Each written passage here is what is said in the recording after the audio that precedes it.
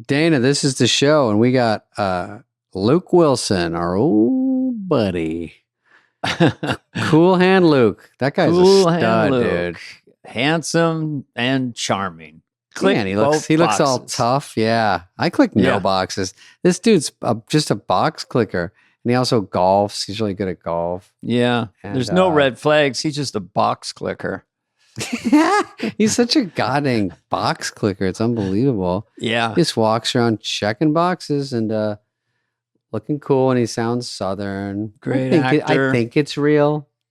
Those Wilson brothers, they got their own kind of accent. It's called the Wilson brother accent. It's like just a very cool, it kind of makes you mellow out, you know? Yeah. Just chill. It just mellows me out. Yeah. Because you know how anxious you get. Yeah. Mine is called, my accent is more like thirsty and anxious. Yeah. People pleasing, gross. I'm a people pleaser. I got the disease of please. I'm going to become a badass. I got the disease to please. To please. Yeah, line me up. And he's also in Horizon, which you've seen all of, and I've seen some of because I love Costner, and I like it. It's cool, and he's cool, of course. He is effortlessly makes a great cowboy, and there's an incredible scene in there. So we do talk about working with Costner and that movie, and also his new movie, You Gotta Believe. You Gotta Believe, and that's a family picture around a baseball coach who falls ill and the team, and it's based on a true story. So check that out. Mr. Greg Kinnear, who I used to see more of, but he's out there. Greg Kinnear. I think he's a client of Gervitz. No wonder you don't see him so much. He doesn't like money.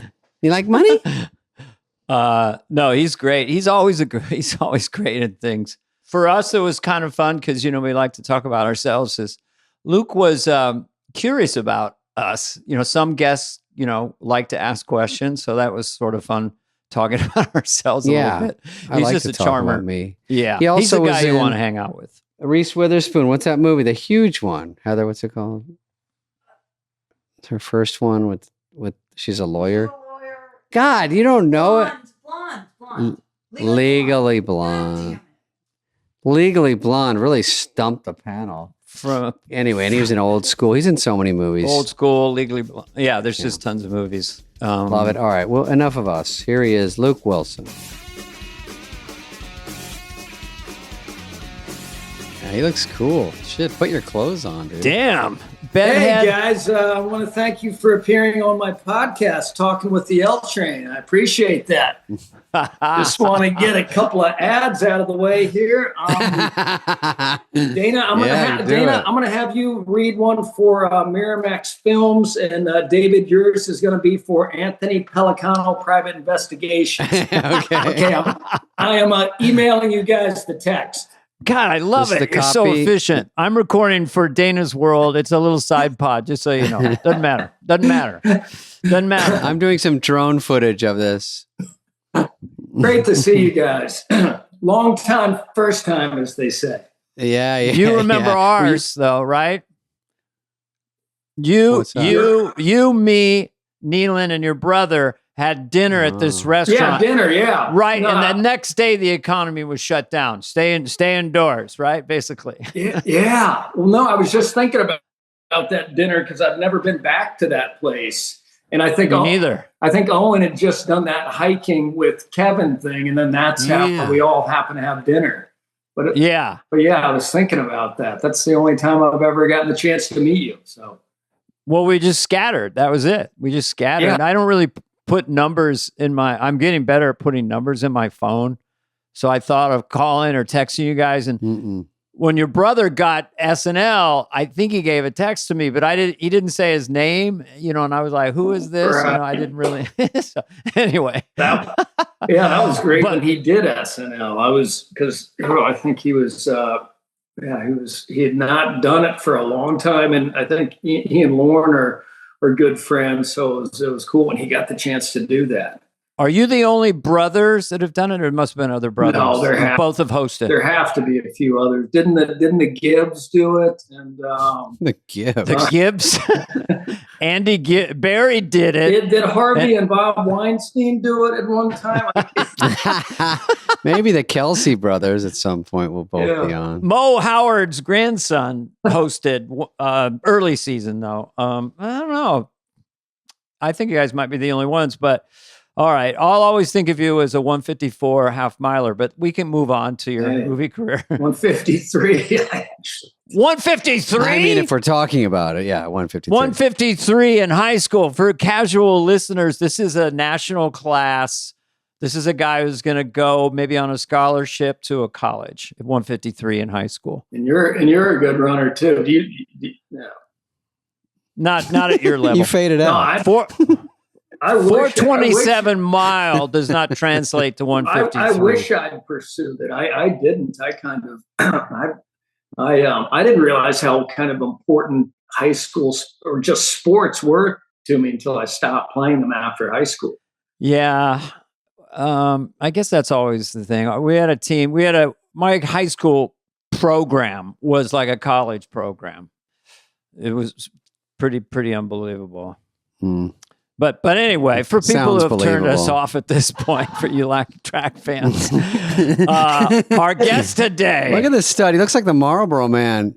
We got Horizon. Dana saw you in Horizon. I like a big fat ass Western. By the way, I loved it, and I loved you in it. You are IMBD. I don't know who writes this stuff, but it was kind of shit. It was kind of cool. It referred to you as the handsome Texan.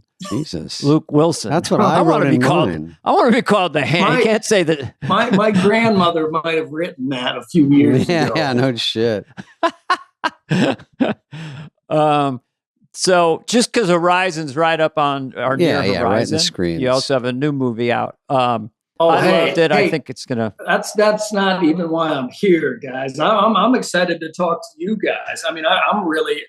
I hadn't really gotten into listening to podcasts, and then I'd heard about you guys having this one, and it was kind of SNL related. Mm-hmm. And then I'd gotten to. I mean, I've listened to pretty much all of them, and then for me, the funniest thing is like. It's the only time I've ever enjoyed listening to people talking about comedy where I haven't been like, why don't you fucking make me laugh? Instead of telling me how hard comedy is. But no, I love the show. And I mean, the most recent one I listened to was Nick Swardson, which was a really funny one. And then, gosh, I listened to one that was a couple of years old, but you guys got to kidding around about just pilots and making connections and being stuck on planes. And gosh, it was so funny. Shit, I was going to tell Dana, I had this girl on this plane this last week when I was on the road, and it's all silent in first class or whatever class I was in, and she goes, and I just go, I pop up like a meerkat. I'm like, because you can't just get away with that. And then everyone's quiet, and then she goes, again, really deep one. And so, of course, I wake the guy next to me. I'm like, hey, man, like it's a terrorist. I go, we got a situation, dude. Like, what are we doing? Because something's going on. There's germs everywhere.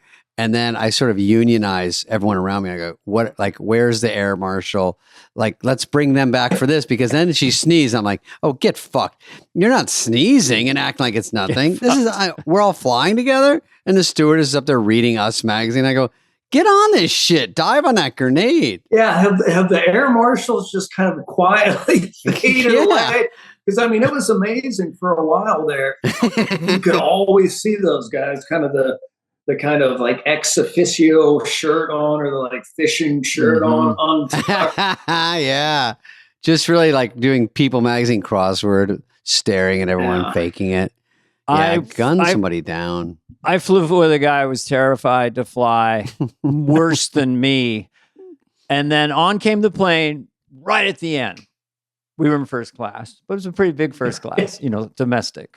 And anyway, so everyone's 6 puking people in their cars of Middle Eastern descent came on and sat down, and they all started praying. And this guy is flipping out. And I just said I said, it's so obvious it can't be true. You've never been safer. It's way too obvious because it was, Yeah, so Martin Lawrence had a great bit in like his second stand-up special about like post 9/11. That was the only time he'd really seen blacks and whites working together, was, on a plane kind of monitoring who was coming in on and off. Who to be racist against together. Yeah, exactly. I like when they bring out the beverage cart and the flight attendants stand in front of with their arms crossed. Yeah, oh boy, nothing's getting through that. You guys mentioned that your life depends on Marjorie and some mini bottles. That's what stands between you and going down. Dude, I stand up in the back and I just pull that little curtain to look up in first, and she's got the beverage cart and she's like, just gives her hand like, whoa, whoa, whoa, whoa. That's as far as we're going right now. We got a whole thing up here. You know what the bev cart means. And so I was like, oh, you can't even get close. You can't stand up. They think you're making a move.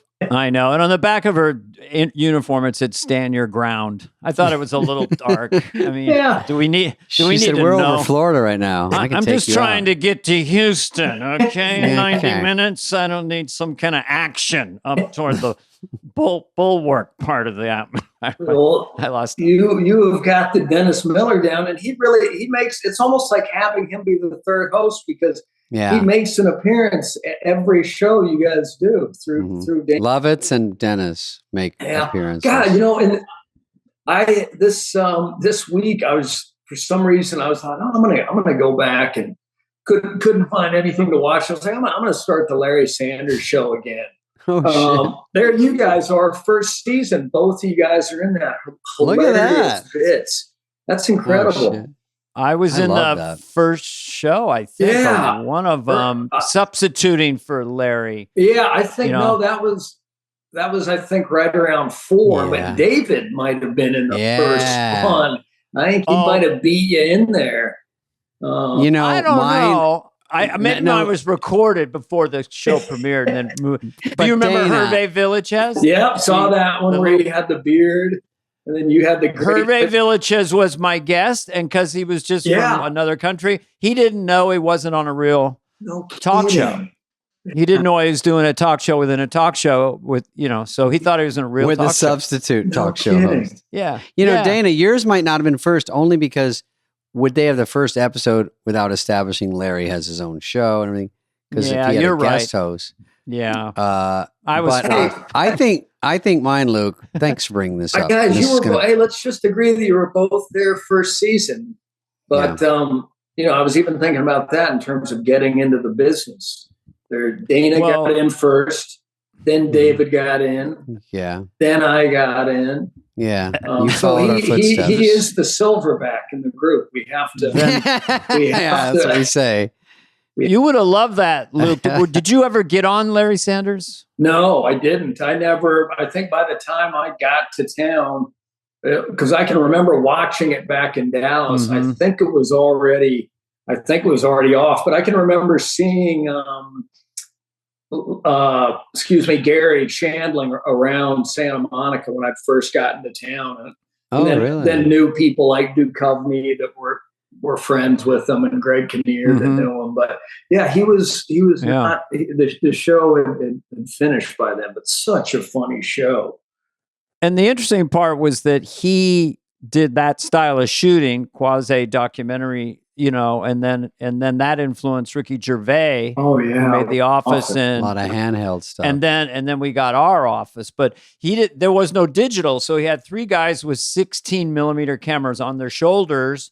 So I'm talking to Larry, got one on me, one on Larry, and a 2-shot.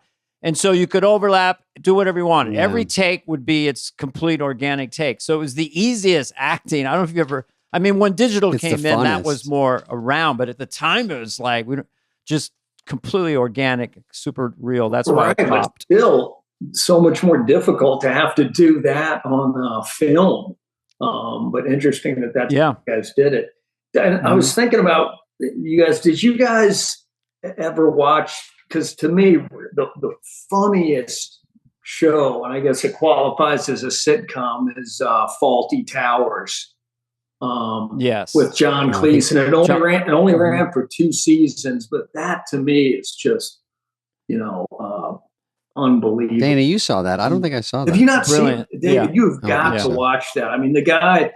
I'm sure it's one of those things that's scripted, but he is so funny with the sides and muttering that it seems unscripted. That's me. Yeah. Oh gosh, it's unbelievable. And only went for 2 seasons, so probably only about 20 episodes, if that. I think 28 or something. It's like kind of like The Honeymooners or something. But John Cleese, I think The Honeymooners was only 28 episodes. Did that only go a couple of seasons? Yeah, just not that many. Yeah, they only got 50 million viewers, so they had to cancel it back then. All right. But John Cleese and Monty Python, you know what I mean? They're just, and your dad, insert your dad. It's just a fun fact. Your dad brought Monty Python to America. Well, my dad was working at a PBS station in Dallas, Channel 13. And KERA. KERA. And he somehow wound up as the program director without any experience. But it was really, he had this friend, kind of buddy that he'd hang out that worked there, Ron DeVilliers. But he was the one who had maybe a Monty Python. Did they have a record before they had anything televised? But anyhow, he's the one who had said to my dad, these guys are unbelievable. They're from England. We've got to get them on the show. And then they got the guys to come to Dallas, where they had kind of a wild couple of nights with those guys. But it was at first aired on KERA in Dallas. But it was really my friend's, my dad's friend, Ron DeVilliers, who got my dad to do it. But it says here it was your dad, so we're going to go with that. Okay, good. And so you sort of got into that kind of comedy. Like when I was a kid, I saw Life of Brian. I was a kid, but I thought, holy shit, it was like rated R. But I thought that was so fucking funny, and it was not like what I'd seen, regular stuff I'd seen, Yeah, I can remember when that came out. Somehow it was kind of over my head, and I still haven't seen all the Monty Python stuff. And I know, it's one of those things where people, I don't think I've seen the whole thing. Where I didn't get all the stuff because I was too young, and it's also some English humor, but I just remember thinking there were boobs in it. Maybe that was it. Yeah. It's like maybe that's why I liked it. Benny Hill could keep you keyed into hopefully some females, but somehow that kind of was over my head at the time. But I've since, there are all these kind of documentaries about Monty Python, and I just find those so funny because they're all such Eric Idle and Graham Chapman, and they're all such funny guys. And just all that stuff they all kind of went to the same, the kind of these boys' schools like Eton. And then I think they all went to one of 2 colleges like Oxford, and can't remember what the other one was, but they're all, especially of course, John Cleese is just so funny.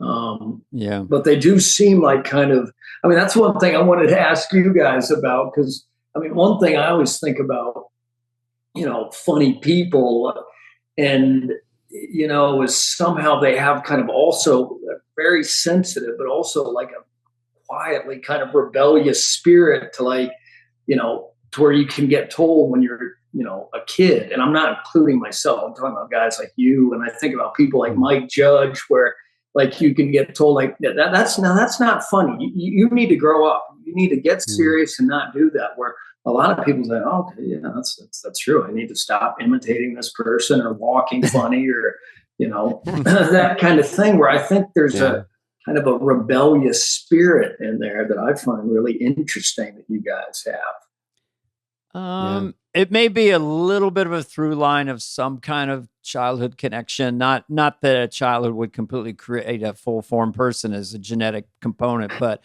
there's a little bit of passive aggressiveness into it. I noticed later that all my characters were cocky and aggressive. Church lady, Hans and Franz, we could take go father. And I thought, and I'm a nice guy, and I have the disease to please. Right. But as a comedian, I could just be kind of passive aggressive. Right. And I mean, also like a ventriloquist. I had heard you, talking. Maybe it was on Howard Stern, just kind of talking about how your dad, how he could be kind of hard on you, like said you and a friend were like trying to fix a car, like a lawnmower in the yard. A weed killer thing. Yeah. Have you thought about using your penis? No, I said, Dad, what tool should I use for this? Me and my best friends in junior college in the garage, just in the morning. What tool should I use? And he was just in a mood. He was just in a moment. He's in the garage. He said, quote, and we never forgot it. Oh, Jesus Christ, use your penis, you shithead. That's my judge has a great one about his father. And I think his dad was, like a archaeology professor, but he'd left the house one day. He told Mike to mow the lawn and I think it was in Albuquerque, and he got home at the end of the day, and Mike hadn't mowed the lawn. And Mike is one of those people, when he'll imitate someone, he'll kind of contort and turn into the person, but you'll see him turn into his dad, where he's like, I told you to mow the goddamn lawn. But I also think it's something that ties into like musicians. Like I'll think about like Tom Petty. He's one of those guys that had a tough dad, or like, Bruce Springsteen had like a dad that like didn't communicate with them. I mean, so I don't know. I think it's kind of one of those things where you can retreat. Yeah, it's also, there's a little bit of attention getting when I was no dad around. So, and you'll never believe this, I was a bit of a pipsqueak growing up. And so. That was your nickname. Small fry, shrimp cocktail. Yeah, I had a few of those. Yeah. Fruit cake, fruit cup, fruity. Any derivative. Any derivative of fruit. Yeah. Now, back then, fruit sort of had a negative connotation. I can't. Well, you guys revenge. Time. Yeah, it was a different time. Hey, folks. Fruit cocktail, fruit cup. That was tutti fruity. Fruity shorts, fruit pants. Yeah, fruity pebbles. Fruit lover. So I was sort of like whispering jokes around, almost just to survival mode in school, and not confident enough to think the joke should be at full volume. So I would just say it, and if anyone laughed, I'd be like, "Oh, that was a joke." And if they don't laugh, you go, "I wasn't." I'm just that was just a muttering. Yeah, it was a mutter, and so that sort of got me through. But there is something to all that stuff. I really think there is. And did you guys ever, like, I always think like the friends you had back then, like I always think like with, really funny people like you guys, you had to have been around other really funny kids, but where you guys would have, kept moving in the direction of, where you wound up, where they kind of would have done the thing that I was talking about, where they would have, grown up, gotten serious. The hard part, Luke, is right after college, because that's the big split where you go, I go to college or I do this stupid fucking shenanigans that make no money. And look at my balloons. What just happened? This happens on our. I know. How did I cue that? I heard you guys talking about. This is it. You see it, Luke. We just had balloons pop up. Way to like make I don't know how it works. It's so much funnier. We got to show it on video. I found it kind of moving. You were talking about. It was. I was giving a speech. It was emotional. Yeah. Yeah. Anyway, who cares?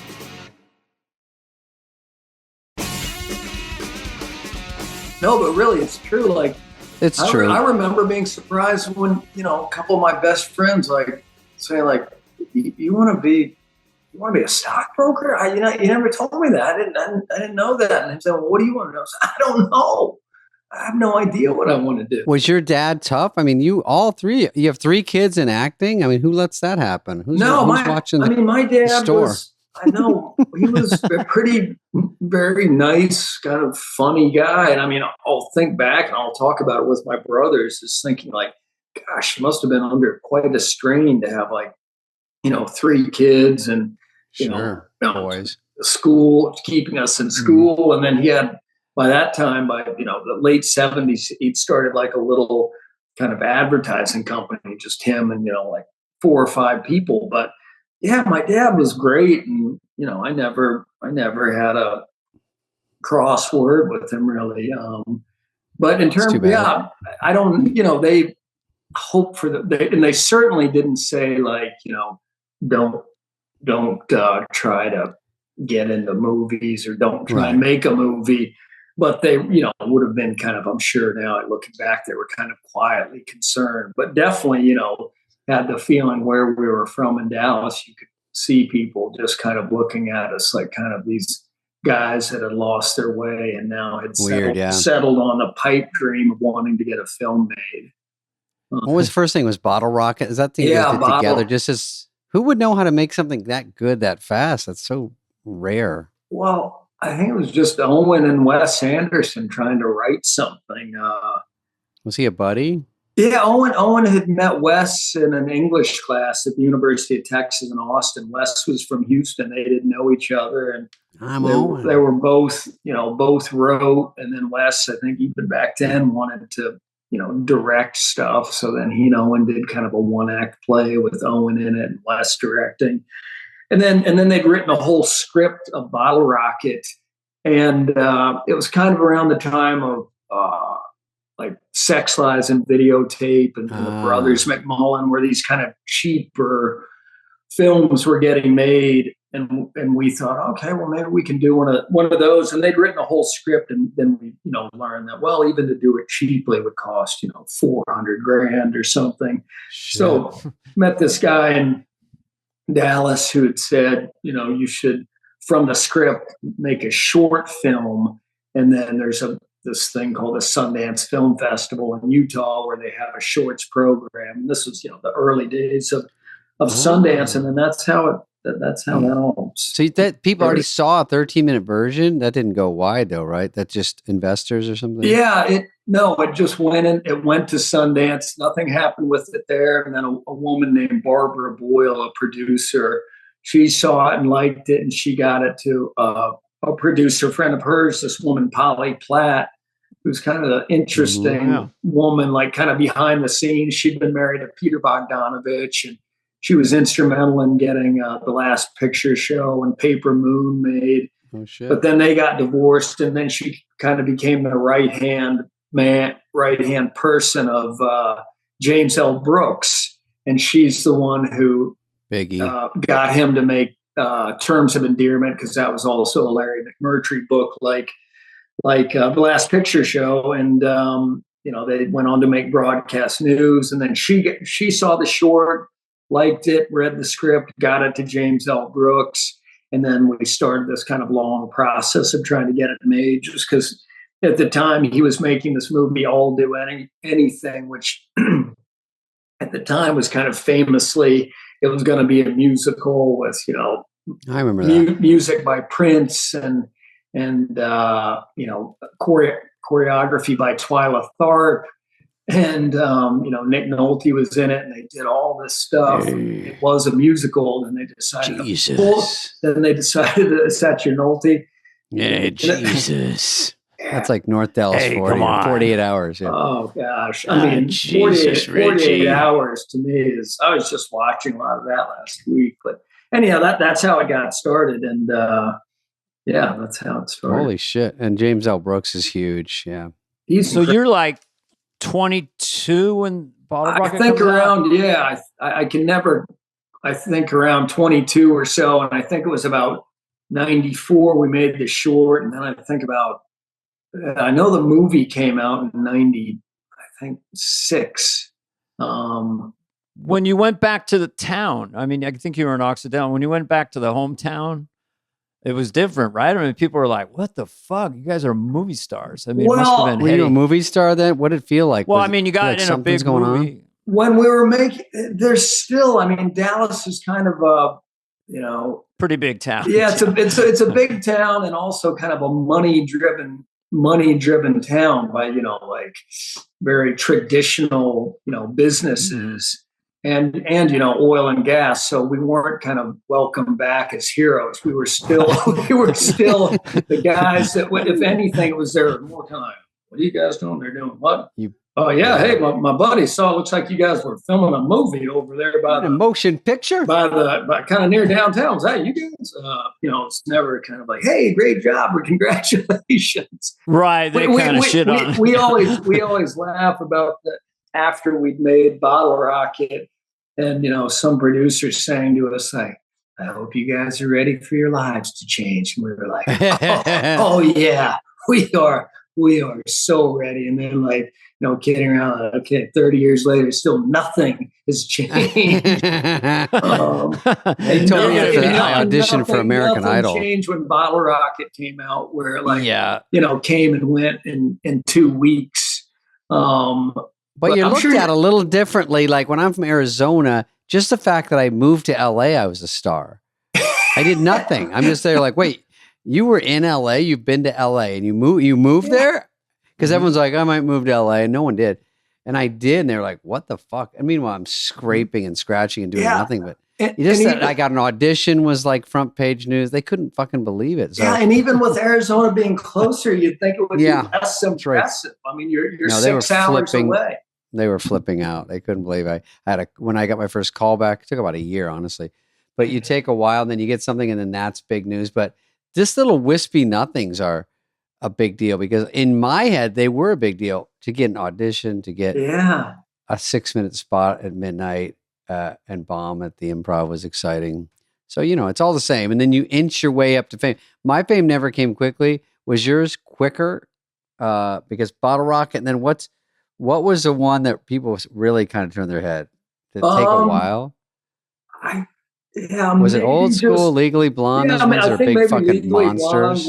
That was maybe the first big hit where, people you wouldn't expect to recognize you, little kids and moms. Goes wide. Yeah. And then, I guess definitely then Old School, where it really connected with guys and, guys that were my age at the time. And then, I don't hold it in the same level as Animal House, but it was that kind of movie. Yeah. It was pretty big. So you get teenage boys, and then guys our age that loved it. But yeah, I guess with those kind of started. Well, you, Vince, and Will both all kicking on all 4 gears. It was great. I mean, and a script, and it was Todd Phillips too. Yeah, Todd Phillips. But yeah, that was incredible being around Will. That might have been like the first SNL. And then I was thinking about it since, like, I've worked with so many of you guys, and like Kristen Wiig, but so many SNL people. And to me, that's been,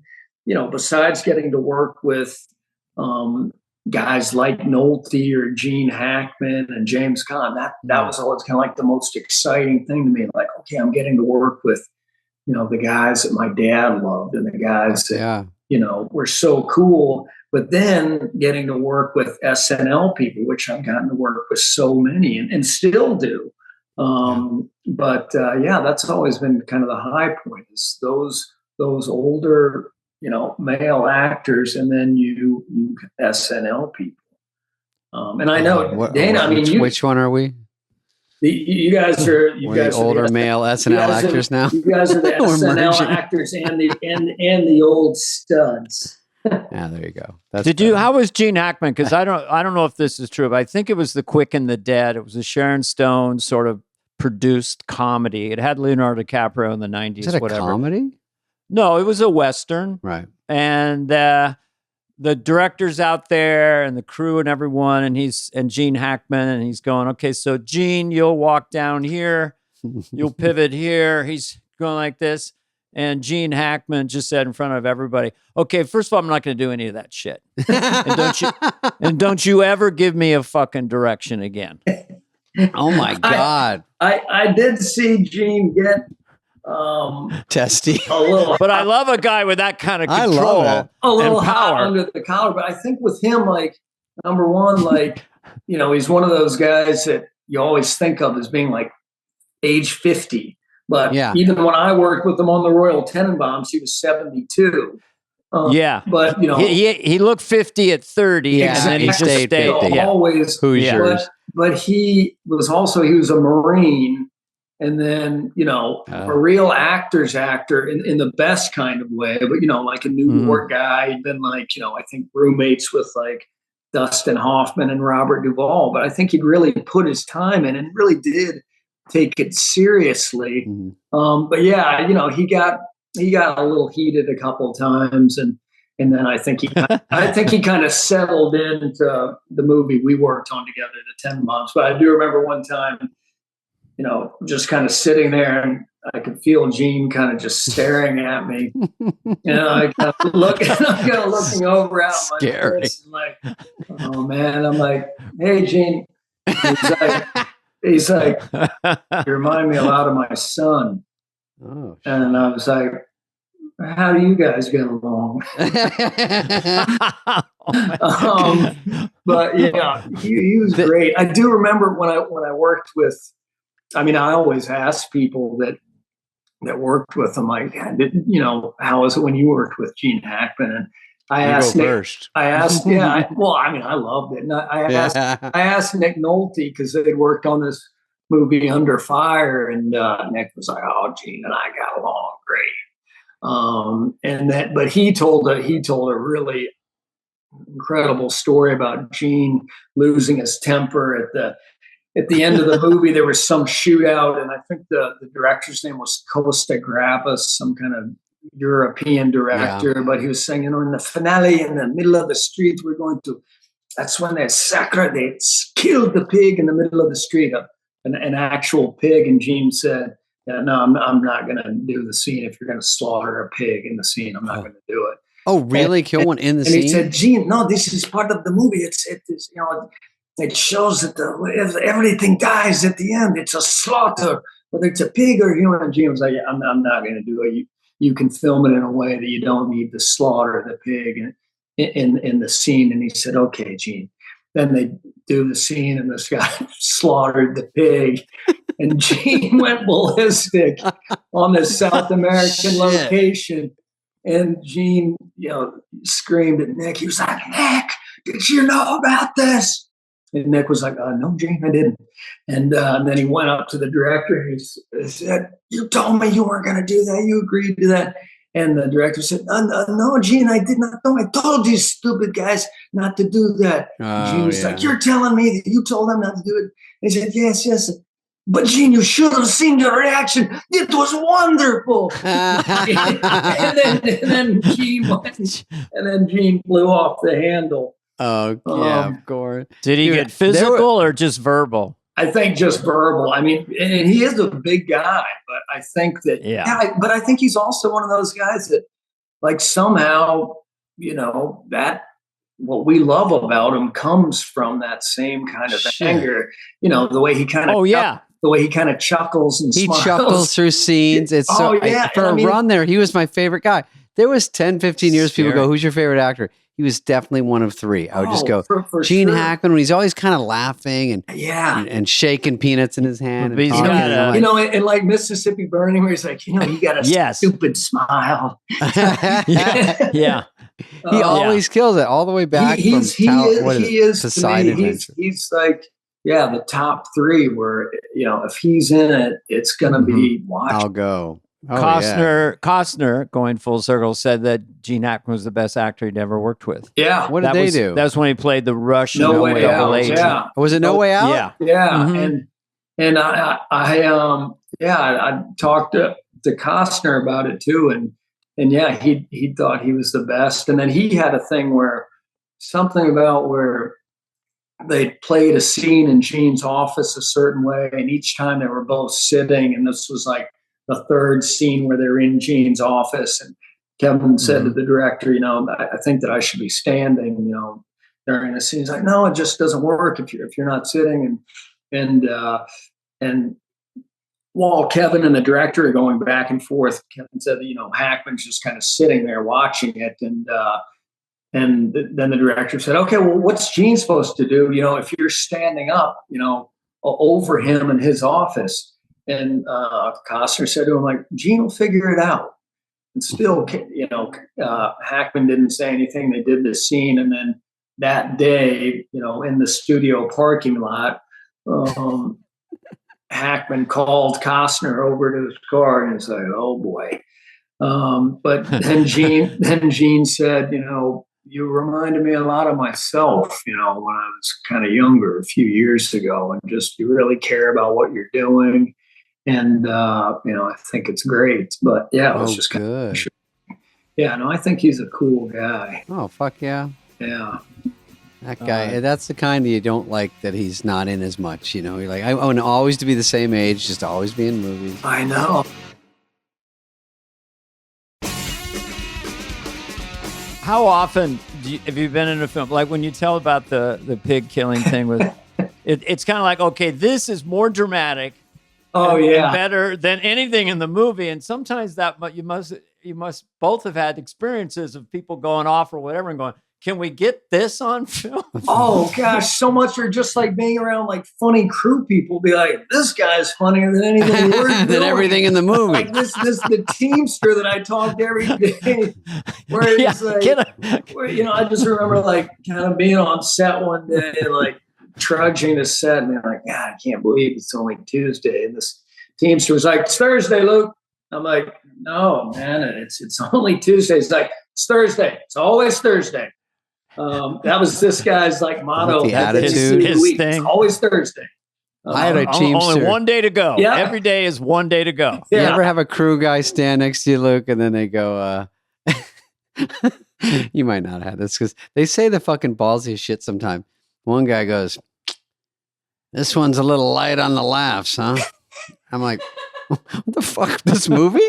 But I'm like a hired hand. I didn't write it. I'm like, I mean, I don't know, dude.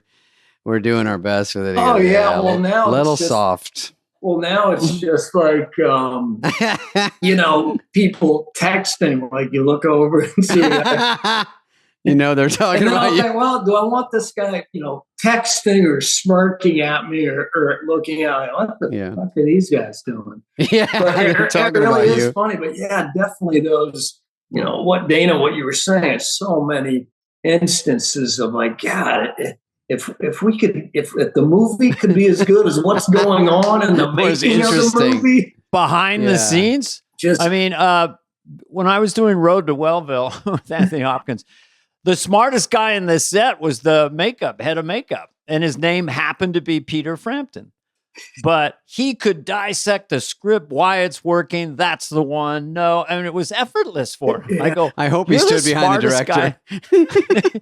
Well, that was an Irish. That crew was Irish, I guess, or Scottish, whatever. But after the lunch break, the entire camera area smelled like Guinness beer.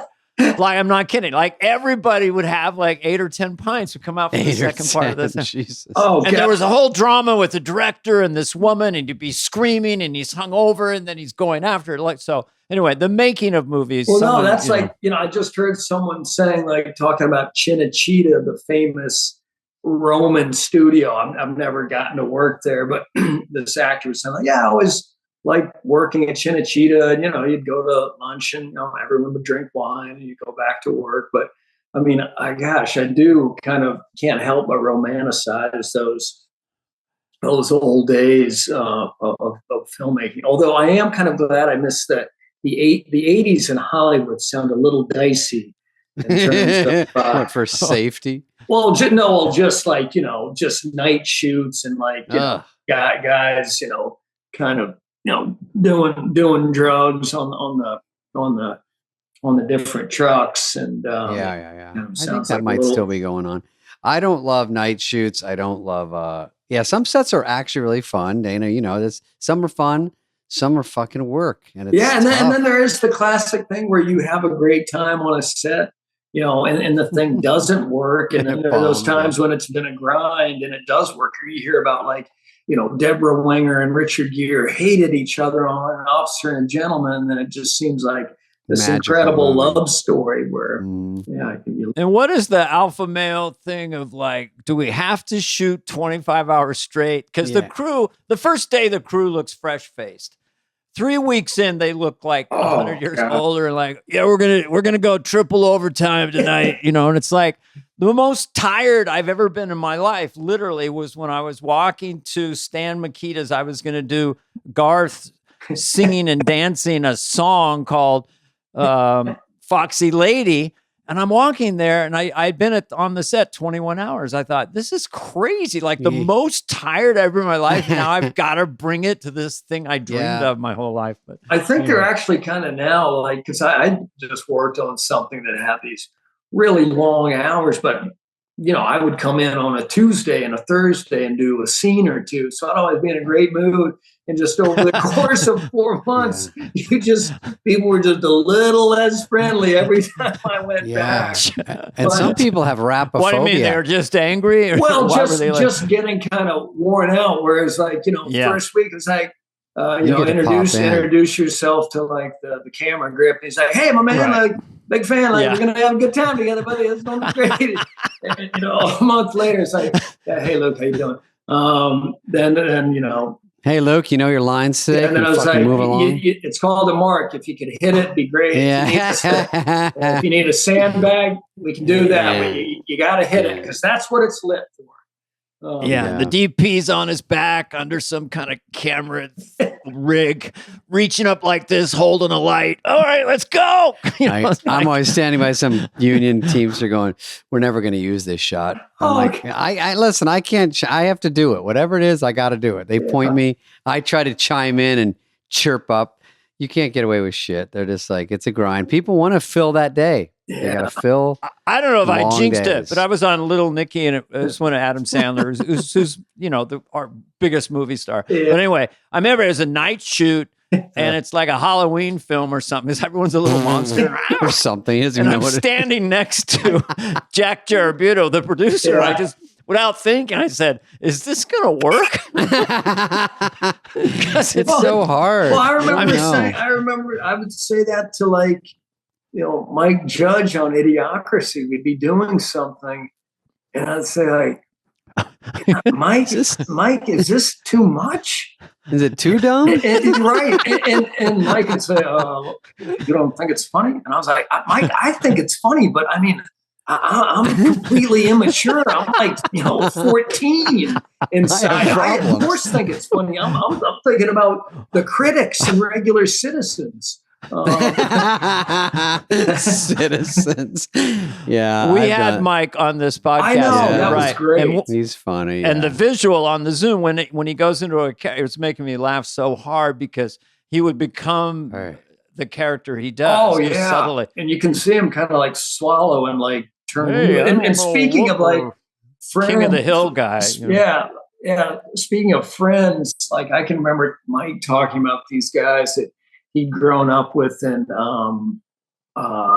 he might have even talked about it on your show, but somehow, you know, they were all kind of, you know, 12 to 14, and somehow they mentioned, you know, Teddy Kennedy running for president. One of the friends said, yeah, no, he can never be president because of Chappaquiddick. And then one friend said, yeah, no, he'll never get to be president because of Chappaquiddick. And they were like, no, Danny, you don't know what the hell Chappaquiddick is. And, you know, and then they got into it. They said, yeah, I do. I'm not stupid. I know what Chappaquiddick is.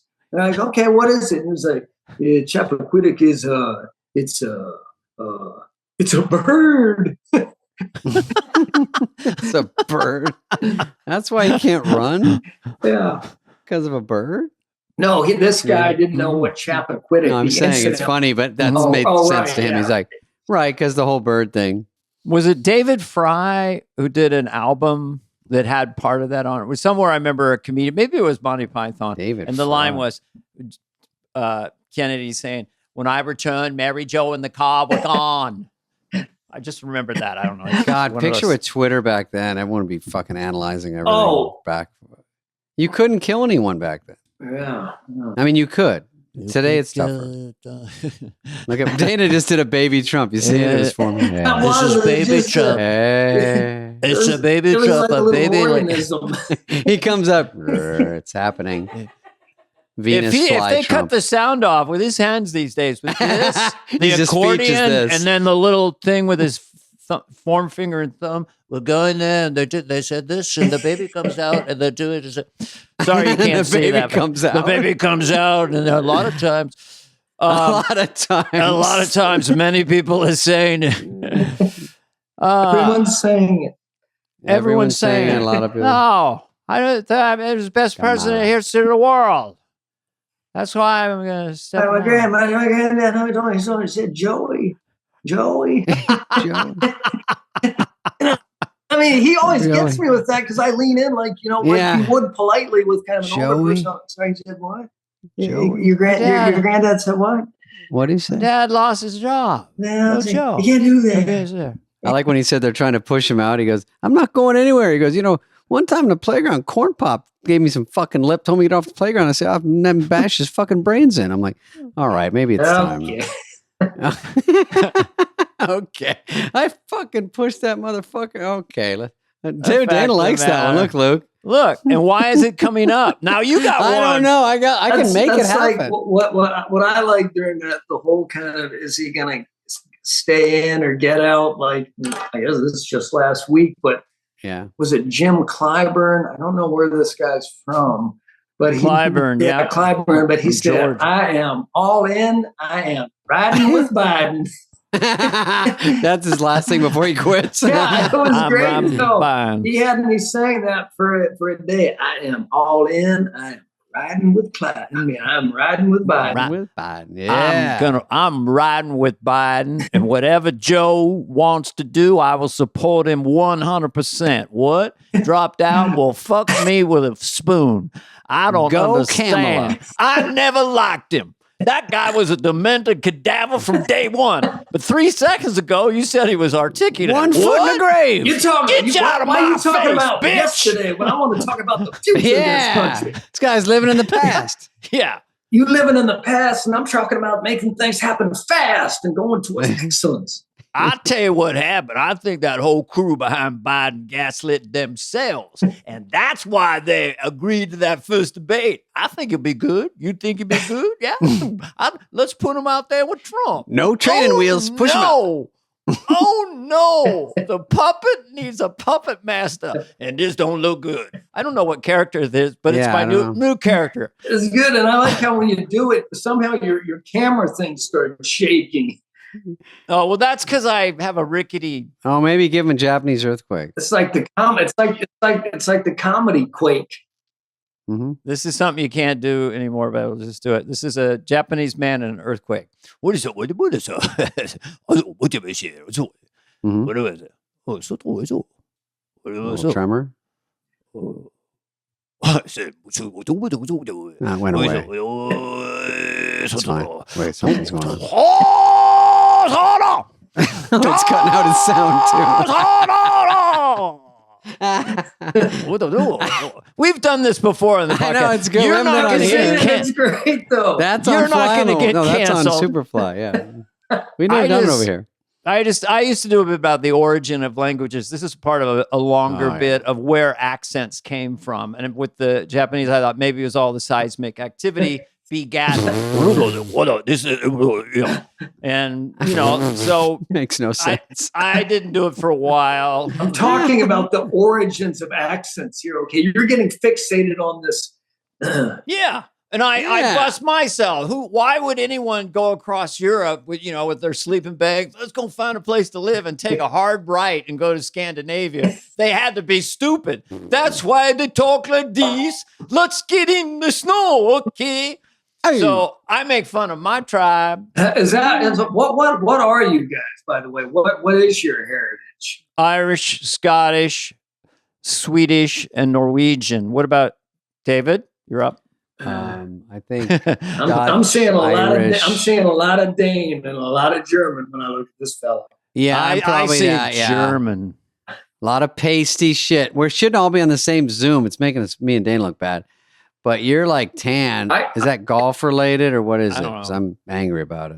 I live 100 miles away from the person who cuts my hair. So that's why. No, your hair's got a little flip in the very, very middle. It looks good. I don't know what's going on with it, but I live 100 miles away. Should I get a more localized haircutter person? Maybe right now. Where do you live? Do you live up north of LA?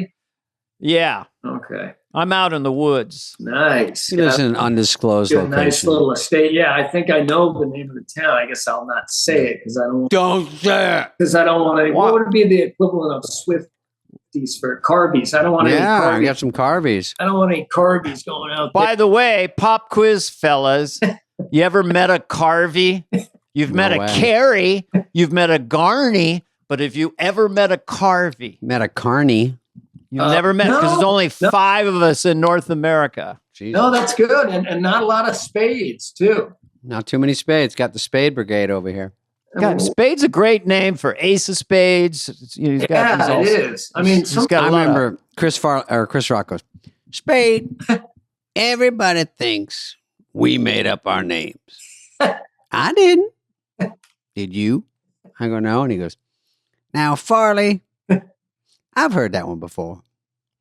But even Farley somehow, matched Farley. He's the Farley, though. Yeah, he is the Farley, and somehow it was a great kind of name for him. That's a great one. Yeah, it's like a big dog. It's kind of lovable and but kind of crazy sounding. Yeah, you're right. And Chris Rock suits. It's such a great Rock. That's showbiz name. And he's out there. Yeah, like Belushi. Belushi was Belushi's perfect for him, and that's a perfect example. That's like a Carvey. Had never heard that before. I never heard Belushi. Mm-hmm. Aykroyd is a good weird one that you don't hear a lot.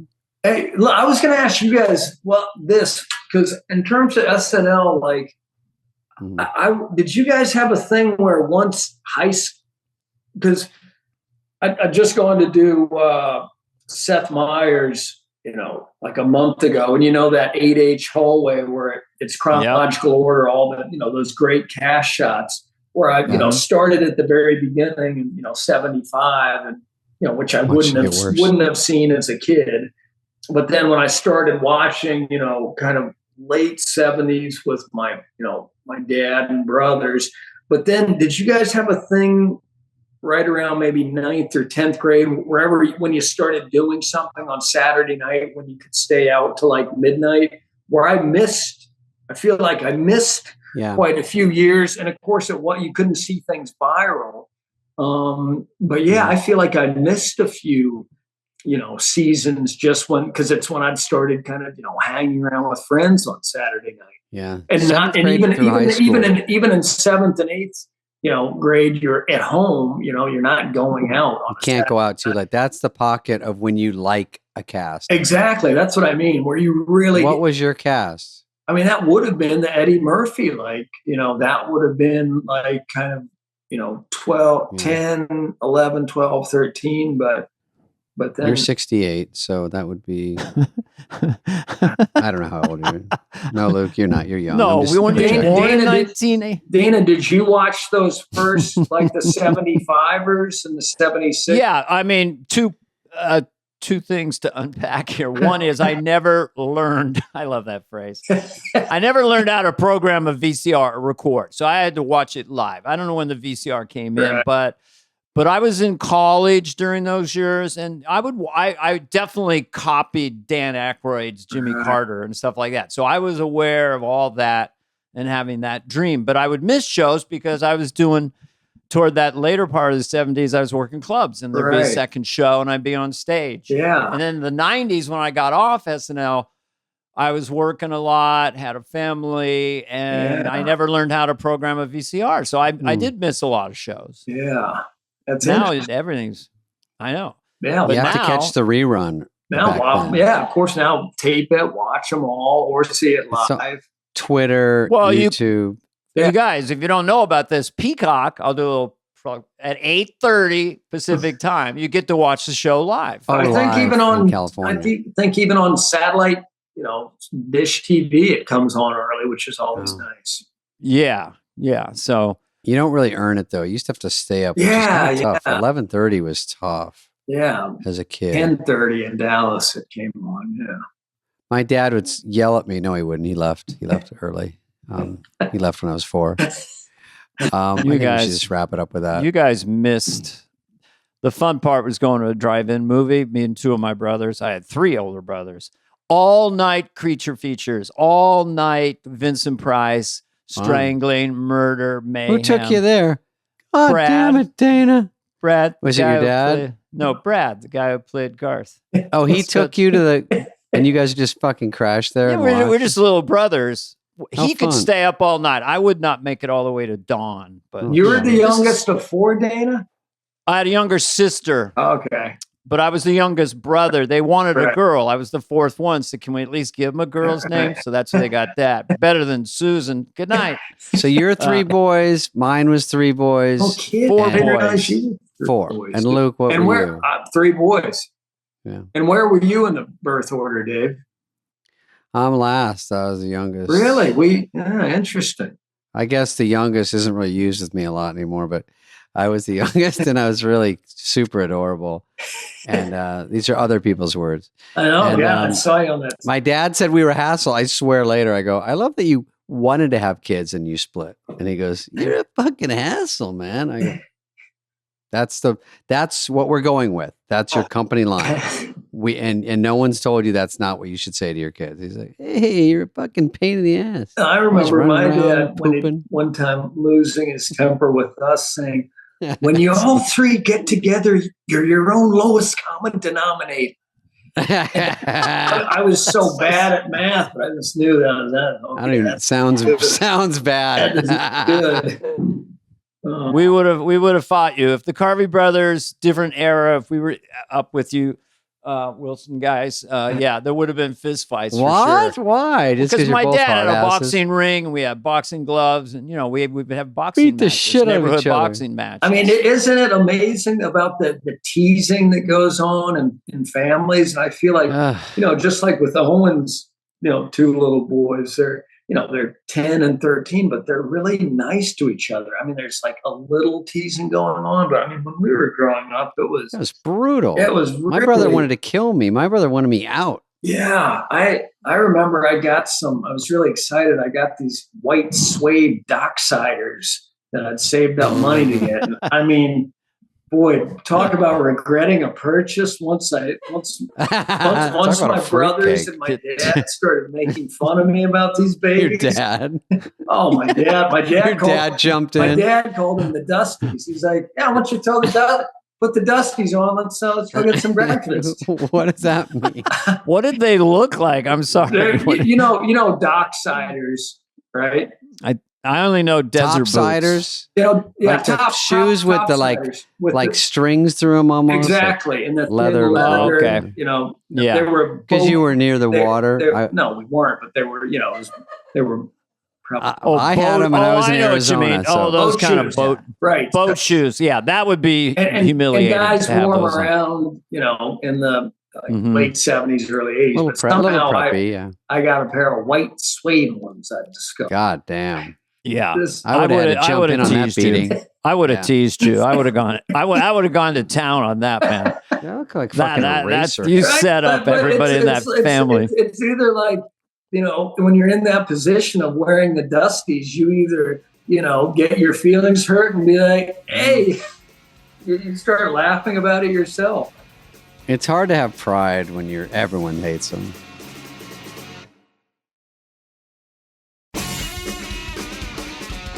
Before we go, I want to give Luke a specific compliment because Yeah. I noticed it and mentioned it to my wife because she saw the movie with me. So we're watching Horizon and we're loving it because I just love Westerns. And the scene, you're kind of the head guy of this wagon train. Yeah.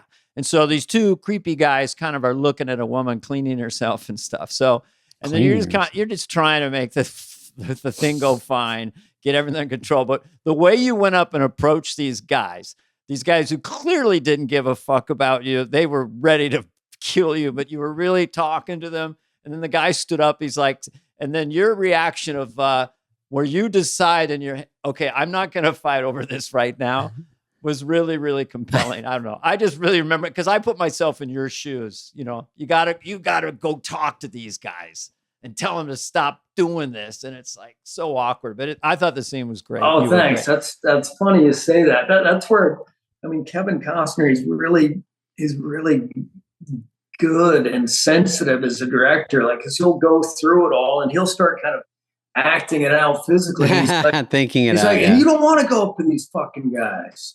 You don't want to go back to your family. It's late. You've been on the trail all day. You've been out here 3 months. You don't want to go talk to these guys, but they've been helping you, but you got to go up there. They can't do what they've been doing. So, I love it. I love Costner. God through it. And then it's just one of those things where I'll think like, okay, if I could just kind of do it just like Kevin was doing it when he was showing it to me, that would be good. But thank you for saying that. And thank you for watching it with Mrs. Carvey. And, we'll get Dave to watch it all. Yeah, I'm waiting for part 2. I'm going to do a whole thing at once. Yeah. Okay, I like it. A little Horizon Marathon. What's the new one with the? We got to mention that Arlington.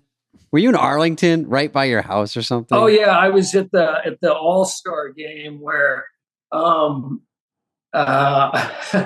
where I'd taken out the game ball for the All-Star game. And I took a couple of friends with me that I'd grown up with were there. They were kind of making fun of me and the fact that it wasn't televised. And they kept saying that I was the guy that gave the ball to the guy that gave the ball to the guy that gave the ball that put it on the mound. Just that it wasn't very. That's an important job. Right. But I have this Little League movie coming out called You Gotta Believe in late August that me and Greg Kinnear did. So that'll should be. Yeah, because I saw it. Did you shoot it in Arlington, by the way? We unfortunately shot it, or not unfortunately, but it was set in Fort Worth. But it's just one of those things where in order to get more bang for your buck, because I thought you shot it in Fort Worth. No, we went to Canada. I wish we had shot. Oh, really? Because they did a good job. Yeah, I'm sure they got some exterior Fort Worth shots, but. Yeah, it's a good little story and it's funny. And I mean, I know you guys have worked with kids before, but it's one of those things where it's kind of funny just being around these kids all day and then their parents where, Kinnear and I had fun working with them. I had to kind of yell at them a couple of times. Oh, you guys need to focus. Yeah, for sure.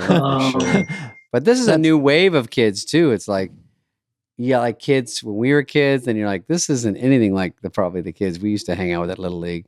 Oh gosh, no! It was kind of like Bad News Bears, meets the Warriors when we were growing up. The Warriors. Oh, I love both those movies. My God!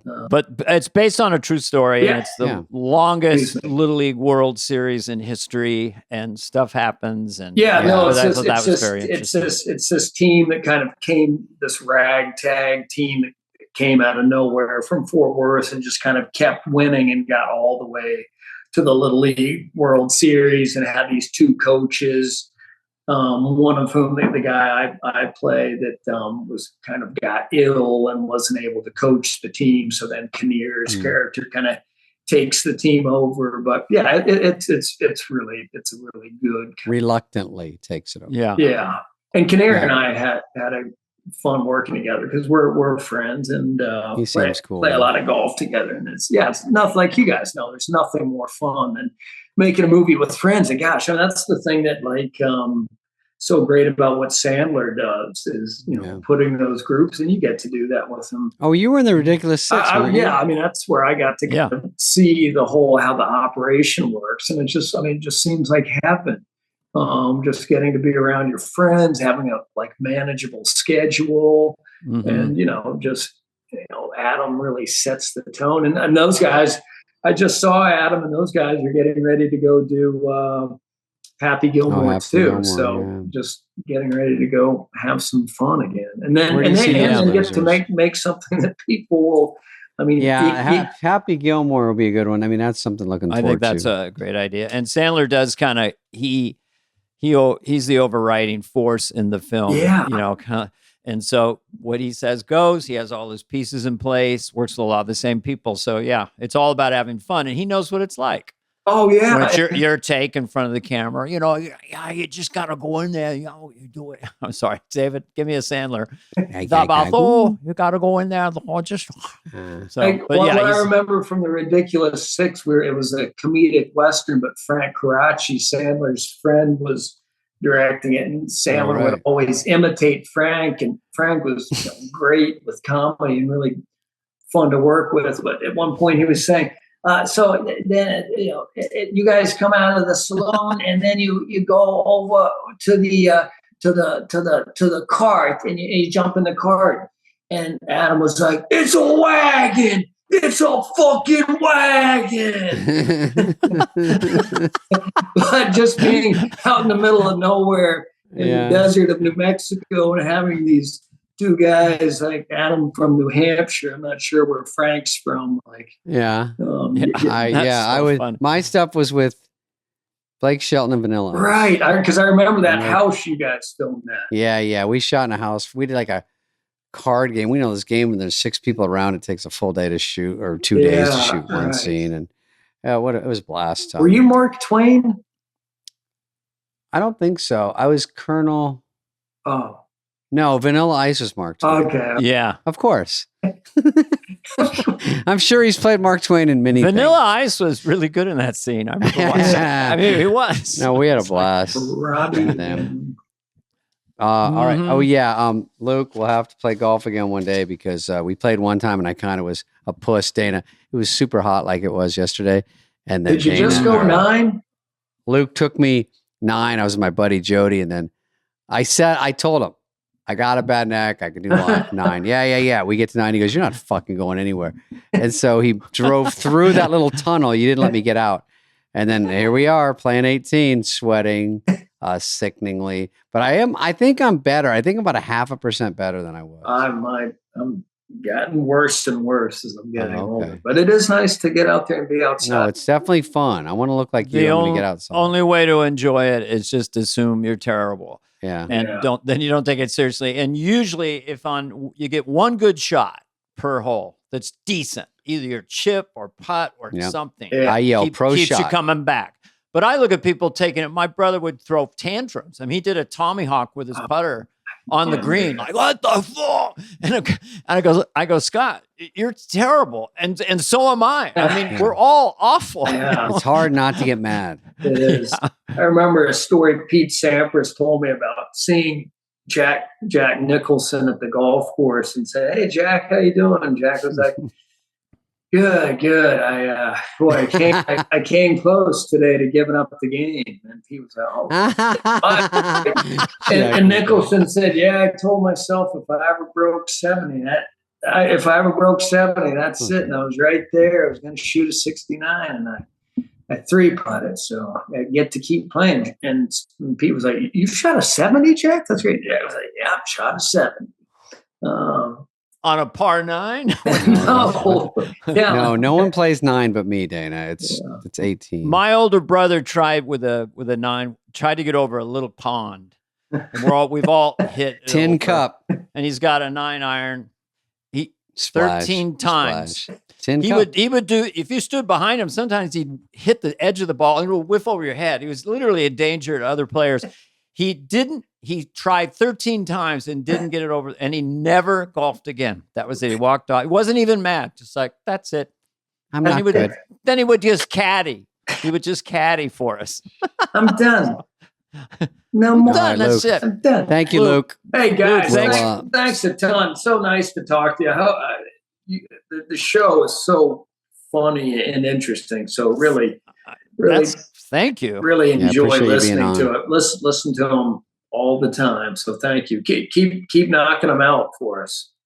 I appreciate it, buddy. Let's all go to that restaurant that Neelan, Owen, you and I will bring Spade too. Yeah, I would love to get dinner with you, Dana. Yeah, especially if there's a beginnings of a pandemic, then we'll go there. Yeah, just to repeat that's the only reason we're gonna go. Well, because then everything. Let's hope we don't shut the world down again. Like somehow that trio, man, shut down civilization. It's in Fauci's book. All right. Okay, fellas. Guys. Thanks very much. Take it thanks, easy. Luke. Have a good rest of the summer. Thanks, buddy. You too. This has been a presentation of Audacy. Please follow, subscribe, leave a like, a review, all the stuff. Smash that button, whatever it is, wherever you get your podcasts. Fly on the Wall is executive produced by Dana Carvey and David Spade, Jenna Weiss Berman of Audacy, and Heather Santoro. The show's lead producer is Greg Holtzman.